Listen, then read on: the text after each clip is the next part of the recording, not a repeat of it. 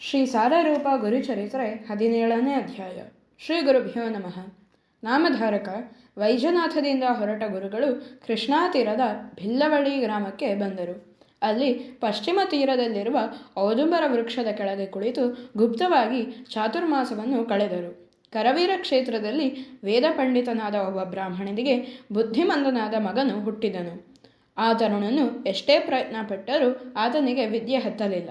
ಊರು ಜನರೆಲ್ಲ ಆತನಿಗೆ ದಡ್ಡನೆಂದು ನಿಂದಿಸತೊಡಗಿದರು. ತಂದೆ ತಾಯಿಯರು ಮರಣವಪ್ಪಿದರು. ಹೀಗಾಗಿ ಆ ವಿದ್ಯಾಹೀನ ತರುಣನು ಜನನಿಂದನೆಯಿಂದ ಬೇಸತ್ತು ಭಿಲ್ಲವಳ್ಳಿ ಗ್ರಾಮಕ್ಕೆ ಬಂದನು.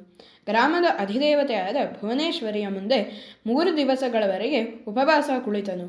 ಭುವನೇಶ್ವರಿಗೂ ತನ್ನ ಮೇಲೆ ಕೃಪೆ ಹುಟ್ಟಲಿಲ್ಲವೆಂದುಕೊಂಡು ತನ್ನ ನಾಲಿಗೆಯನ್ನು ಕತ್ತರಿಸಿ ದೇವಿಯ ಪಾದಗಳಿಗೆ ಅರ್ಪಿಸಿದನು. ಹಾಗೂ ದೇವಿಯು ಸಾಕ್ಷಾತ್ಕಾರವಾಗದಿದ್ದರೆ ತನ್ನ ಶಿರಸನ್ನೇ ದೇವಿಗರ್ಪಿಸುವ ಸಂಕಲ್ಪ ತೊಟ್ಟು ನಿಶ್ಚಲನಾಗಿ ಕುಳಿತನು.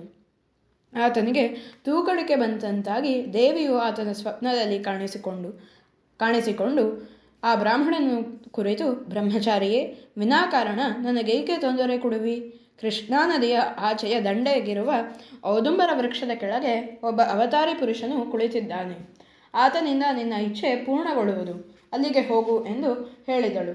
ತಕ್ಷಣವೇ ಆತನು ಎಚ್ಚೆತ್ತು ಓಡುತ್ತಾ ಕೃಷ್ಣಾ ನದಿಯನ್ನು ದಾಟಿ ಗುರುಗಳ ಹತ್ತಿರ ಬಂದನು. ಗುರುಗಳ ಪಾದಗಳ ಮೇಲೆ ಬಿದ್ದು ಹೊರಳಾಡಿದನು. ಶ್ರೀ ಗುರುವು ಕರುಣೆಯಿಂದ ಆತನ ತಲೆಯ ಮೇಲೆ ವರದ ಹಸ್ತವನ್ನಿಟ್ಟನು. ತಕ್ಷಣವೇ ಅವನಿಗೆ ದಿವ್ಯಜ್ಞಾನ ಉಂಟಾಯಿತು. ಕತ್ತರಿಸಿದ ಅವನ ನಾಲಿಗೆಯು ಗುರುಕೃಪೆಯಿಂದ ಮೊದಲಿದ್ದಂತಾಯಿತೆಂಬಲ್ಲಿಗೆ ಸಾರರೂಪ ಶ್ರೀ ಗುರುಚರಿತ್ರೆಯ 17ನೇ ಅಧ್ಯಾಯವು ಮುಕ್ತಾಯವಾಯಿತು.